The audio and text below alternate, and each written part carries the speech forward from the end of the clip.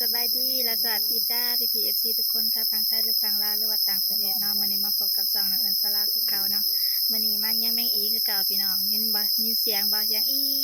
นั่นแหละแมงอีเนาะมื้อนี้ก็มาอยู่บ้านละห้าคือเก่าเนาะพี่น้องหลายคนคือเก่าอันรถวิโก้ก็ยังมาเบิ่งแน่สาวหญิงรถจักรเฮาก็ยังมาเนาะรถวิโก้คันใหญ่ผู้เจ้ามีเงินข้าเจ้ามีเงินเขาก็ยังมาเนาะสาวหญิง เขาก็มาเบิ้งว่ารอบนี้สิมาหรือบอลเนาะสิทำเก่าหรือสิเลื่อนเก่าเนาะทุกคนเดี๋ยวอีกจักหน่อยจะเริ่มไปนะกำลังเริ่มมืดนะทุกคนโอเคเนาะถ่ายรูปเบิ้งน้ำกันกำลังย่างไปพี่น้องอันเป็นย่างนางจักจันรอบสองนะทุกคนนะกำลังย่างไปอันฝ่าฝนกระไรอยู่พี่น้องเสียงดังกลึงอยู่ฝ่าห้องเยอะมาสุดนี้ จะเป็นจังใดเนาะมีสุดก่อนเนาะมาสุดก่อนนะเห็นPFCทางฝั่งไทยมุกดาหารนี่แหละเพิ่นว่าบ่เคยกินเพิ่นว่ามันเป็นอย่างนี้นี่เองเพิ่น บ่เคยกินบ่เคยเห็นเพิ่นว่าเพิ่งเกิดมาได้57 ปีเพิ่งเคยเห็นเพิ่นว่านำมาเบิ่งอีกรอบสองเด้อคุณพี่นี่สวิงเพิ่นย่างก่อนงุก กำลังสิหอดบอลพี่น้องพูแม่ไปทางผุดในเห็นเขาเจ้าเนียงก่อนแล้วคนหลายคือเก่าพี่น้องหลายคนบ่โหจักสิได้จำได้เนาะใส่ขวดน้ำคือเก่าพี่น้องนี่อุปกรณ์แนวใส่ขวดน้ำเขาเจ้าเนียง เนียงแถวขางกอไผ่เนาะเงากอไผ่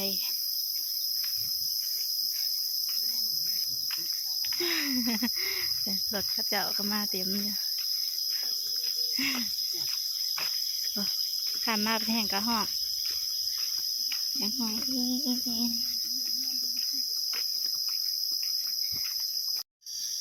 พี่น้องมาสุดนี่นะคือว่ามานอยู่เป็นไตขึ้นมา3 ตัว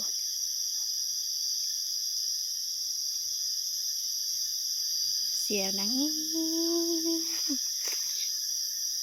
ตัวหนึ่ง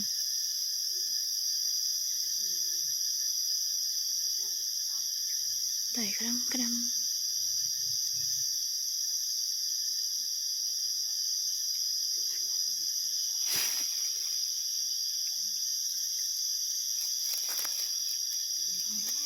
เห็นไหมพี่น้อง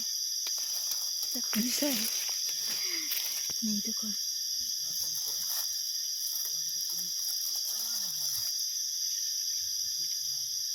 กำลังขึ้นมาจากดินเนาะ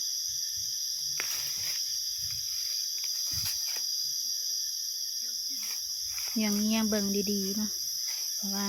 ตอนมันตายออกมาจากขี้ดินมันกะกรีดใบมันเนี่ยถ้าเราขึ้นแถวต้นแถวไม้แถวยังก็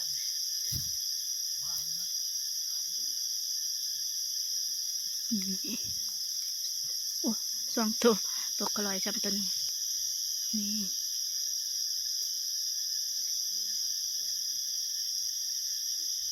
เก็บแล้วก็ปอนใส่กระตุกน้ำดอกขาปก็เห็นหลายเนาะ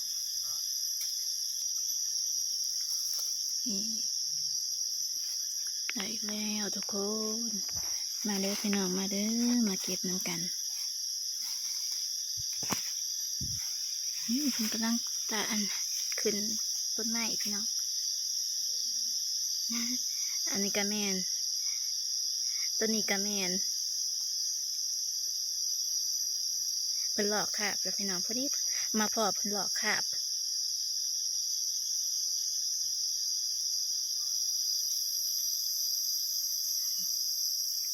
หลอกขาบออกไม่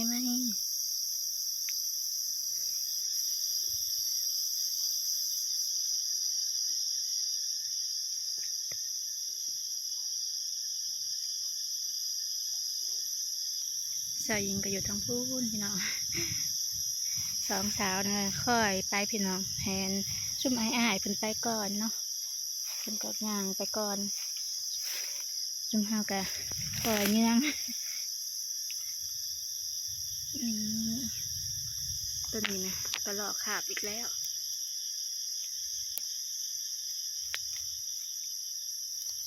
เนี่ยตกปุ๊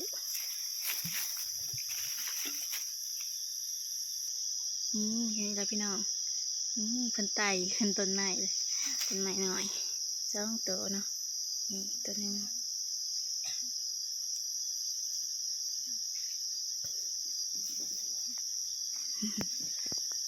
เจ้ามันลัง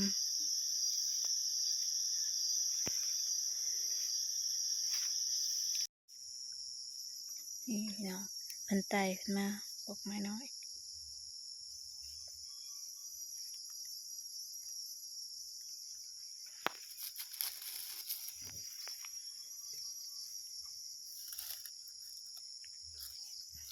โอ้มอนดิ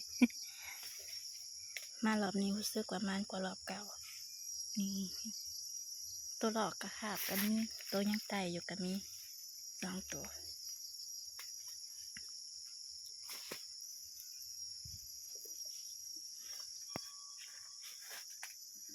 หลอกออกเลย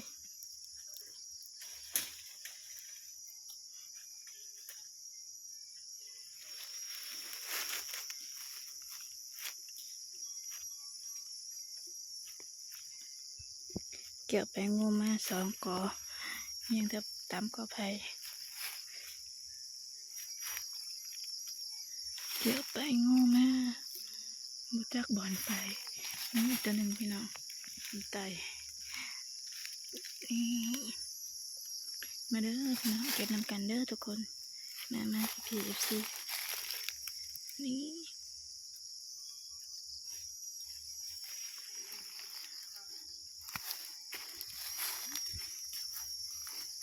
ยังรถไปรถมาครับมากลับไปกลับมา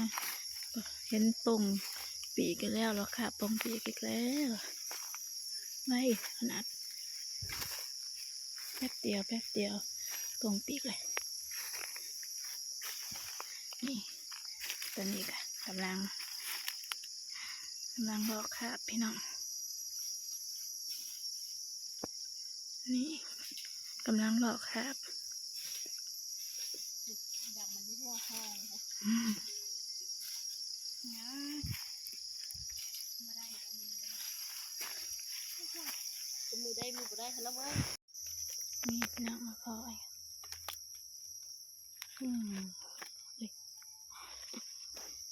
อันนี้เป็นปีกแล้วฟองปีกแล้ว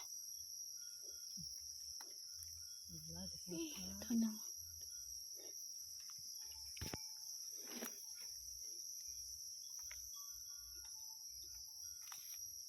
กำลังได้ครึ่งขวดน้อย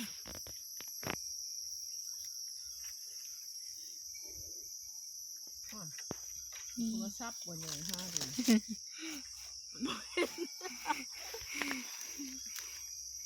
ได้อ่ะ ไปได้เนาะไม่เท่าเราพูดเราก็ยังมา เราอะเราเหื่อออกลายมันหอนเราทำดำหน้าหาถ่วงเรา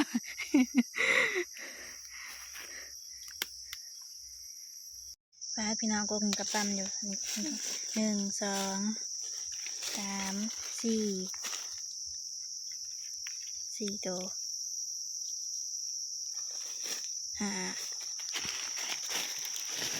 หาตัว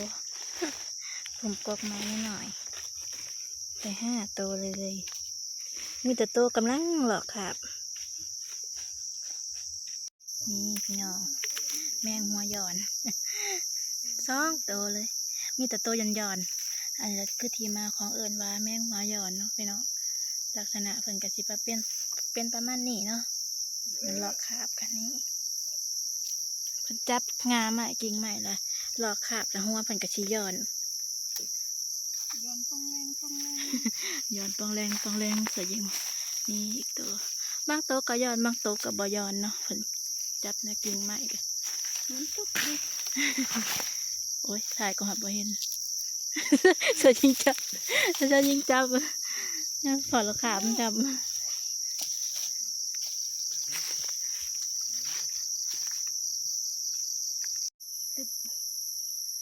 ตัว มันมีตะลุม สามตัวมีชื่อเลย ทั้งพี่ ยังไง บุกเข้ามาโอ้โห เด็กเขี่ยตากัน ตุกคอยลุมแล้ว ตุกเลยลมเลย ก็ยังมัน น้ำบอก ก็ยังมัน เก็บก่อน มาเก็บเอาเลยไปยิงตาดีเลย เน้นนะข้างๆนะ แม่งอะไรกินมันที่รอป้ากินจนเบ็ดเลย เดนตัวแก่มันตกลงนะจ๊ะยิง เฮ้ย นี่พี่น้องตัวแก่มันโคลงมาแล้ว นี่ไงพี่น้องเบิ่งเก๋มันเลยที่มันตกลงมานี่พี่น้องตัวแก่เลยจะประมาณนี้อุ้ย นี่นะจ๊ะตัวอ่อนมันตกลงนี่พี่น้องเสียงก็กลัก ตัวแก่จะเอาดิฉันจะเอา นี่ตัวหนึ่งสินี่พี่น้องตัวแก่เพิ่นก็ชี้ประมาณนี้เลยนี่จักสิเอิ้นจักจันก็ได้แม่งอีก็ได้เนาะพ่อเนาะพี่น้องพี่พ่อเนาะ นี่ตัวแก่ เฮ้ย สีมุมเนาะ นี่ เสียงเพิ่น นี่คือตัวแก่มันตัวที่จะจัน แต่ว่าเสียงน่ะเป็นเสียงคือแมงอี ห้องหายพี่น้อง นี่พี่น้องตัวแก่นั่นลักษณะกับประมาณนี้เนาะฮะ เป็นยางเนาะตัวแก่ตาเป็นลายพี่น้องเลยเอาใส่เป็นยางกันนะจะต้องใส่รวมกันนะยินเลย จะยิงชวนใส่ทุ่งยางพี่น้องจะยิงน้ำมันทั้งตัวแก่ทั้งตัวอ่อนเป็นเก็บใส่ทุ่งยางพี่น้อง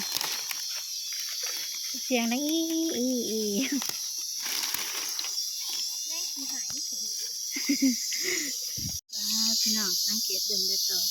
เปียกเบิดเพราะว่าคันห้องสังเกตเห็นเงียวคนนี้นี่นะคือสีลายเนาะแมงอันอีนะเปียกเบิดเลยสั่งกับพ้นตกเพราะว่าเพิ่นเป็นนางแก่แล้วเพิ่นก็สิขึ้นไปอยู่อันแถวกอไผ่พี่น้องแถวงาไผ่แถวต้นไม้โอ้มึงแน่สยิงนี่โจกลงมามีเบิดได้ต้นเลยนะมันนะ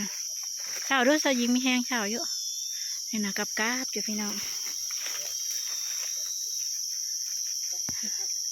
เห็นบ่พี่น้องว่ามาปาดพี่น้องข้าเจ้าล่างเมื่อละรุ่นผู้พายรถตาหลดตอนนี้กับเวลาประมาณ20:30ปาข้าเจ้าล่างเมื่อละทุกคน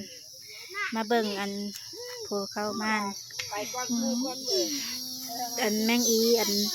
แก่พี่น้องปาดได้ประจัก3 โลนะ หมาเนาะ มันลายแห้งอันนี้พี่น้อง ได้เขาจะยิงนะ อันนี้คือของเสริญเต็มกระตุกหน่อยหนึ่งมานกว่าสุดก่อนเนาะสุดก่อนนะประมาณเป็นไรนี่คือของเสริญพี่น้องแต่ทางตัวแก่เอากระเด็ดตัวแก่หน่อยหนึ่งนี่ของเราพี่น้องเต็ม จกล้วน เต็มปูรูโผดโผละมานตัวแก่กะมานตัวอ่อนกะมานโอเคนะทุกคนตอนนี้มาเฮือนแล้วพี่น้องหอนบรรยากาศก็ได้ ไปหอดตอนทำอิฐนะเสียงพาห้องหรือว่าฝนสิตกไปแล้วพัดห้องซื่อๆเนาะบ่ได้ตกไปการมันนี่ก็มาเติบพี่น้องแต่กระปุกหน่อยหนึ่งเสิร์นก็ได้ ไปกับไปมือใดกับคนร้ายลายทามข้าเจ้าวันโพเจ้าของบ้านเนาะข้าเจ้าว่า ไปเยี่ยงคูมือค่ะคนร้ายคูมือค่ะว่า โอเคเนาะทุกคนถ้าผู้ใดมาคลิปนี้ก็ฝากกดไลค์กดแชร์กดติดตามแล้วกดกระดิ่งเพื่อแจ้งเตือนเนาะแล้วก็เป็นกำลังใจให้น้องเอิญซาร่านี่เด้อจ้าสำหรับมื้อนี้ค่ะกราบสบายดีและสวัสดีจ้าบ๊ายบายมาอาบน้ำก่อนพี่น้อง มาแล้วก็แลนริ้วค่ะห้องน้ำเนาะ กำลังสิอาบน้ำเนาะทุกคนโอเคเนาะบ๊ายบาย